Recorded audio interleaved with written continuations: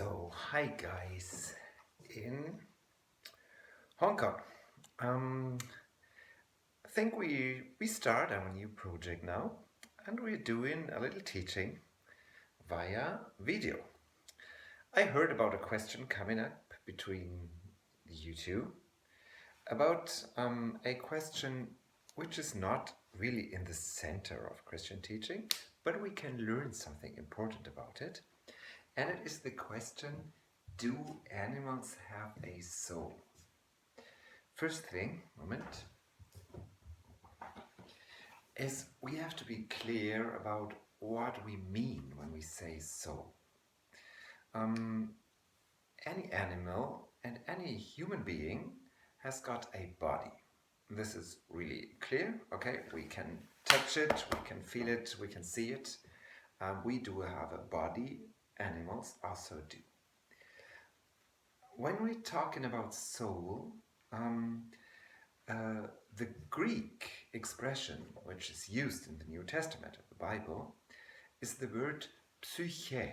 This is an old Greek word, means soul. And we're talking about psychology, which is the same word. And we mean things happening in our brain, okay?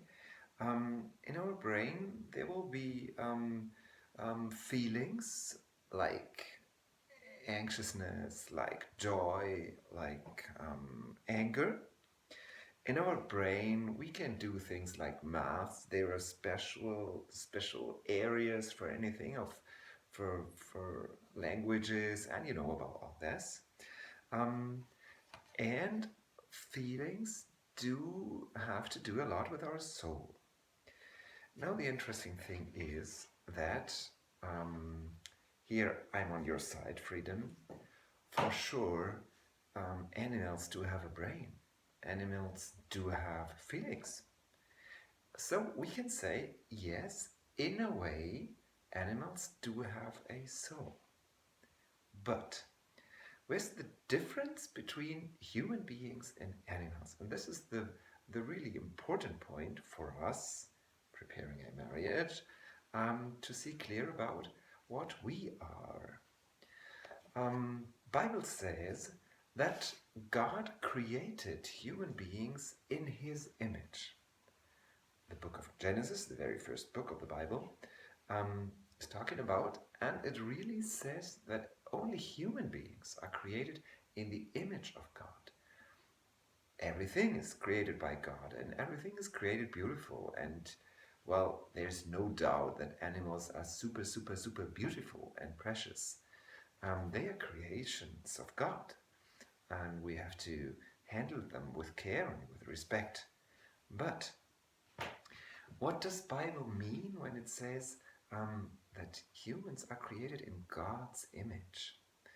Bible also says that when creating humans, God is giving his own breath into them. And the very, very important thing about that is that God is able to love. Okay, we were talking about Father, Son, and Spirit, three persons in the one and same Godhead who are able to love each other. And love means more than a feeling here. It means that someone is free to give himself to another one. This is a decision.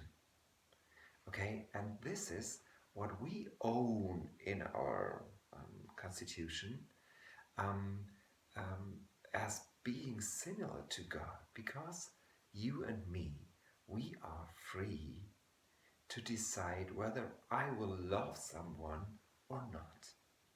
I'm really free about myself. And an animal is not free in that way. An animal does have feelings, an animal does have instincts, and it follows his instincts, and it has to. There's no choice. If a dog is hungry, he'll eat. And we remark that difference very clearly when talking about morality. We human beings are moral beings. And there's no doubt that there is something moral in our decisions. This is why we do have courts, why we do have prisons, where you put in people about whom we're convinced that they took decisions which were not good. And we say, you are guilty because you hit your wife and you may not. This is why you go to prison. And very simple, no one on all this earth ever got the idea that we should build up courts for cats or for dogs. We don't have prisons for the bad dogs who took the wrong decisions. No, they don't decide in that moral way. And now I'll try to paint something that's a little far away from the video. A moment, perhaps I'll take the video with me. A moment. Look at this. Let's say this is a human being.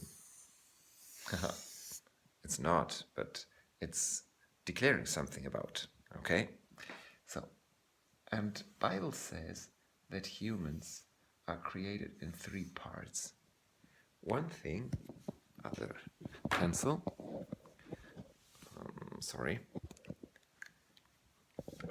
One thing, very easy, is our body. The other thing we were talking about is our soul. Our feelings, our intelligence, things happening in our brain, very precious. Body and soul are the parts we do have in common with the animals.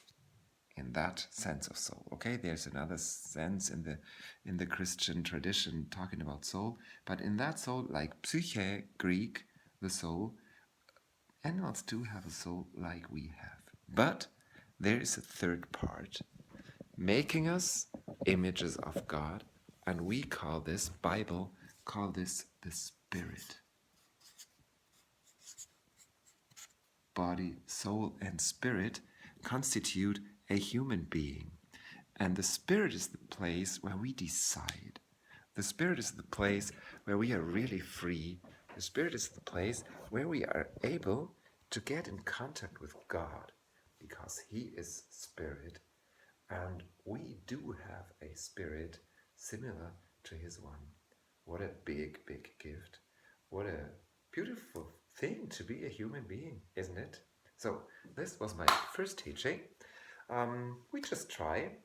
Please give me critics, or tell me if it helped you, and if it works, we go on that way. God bless you, my dears. Love you over there. Goodbye.